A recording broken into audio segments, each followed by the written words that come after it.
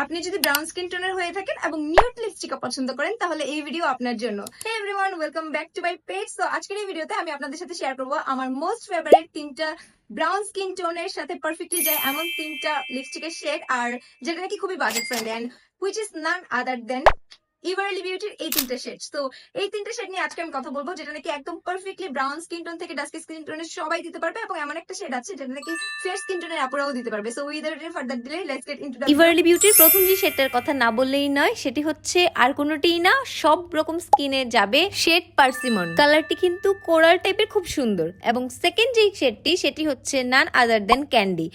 এটি অনেক সুন্দর একটা শেড এবং এটা ব্রাউন স্কিন টোনের জন্য পারফেক্ট একটা শেড বলবো। And last one but not the least, which is frisky, যেটি নাকি ডার্ক ব্রাউন লিপ লাইনার দিয়ে অসম্ভব পরিমাণ সুন্দর লাগে। সো এই তিনটি শেড ব্রাউন স্কিন টোনের আপুরা ইজিলি কিন্তু ক্যারি করতে পারবে।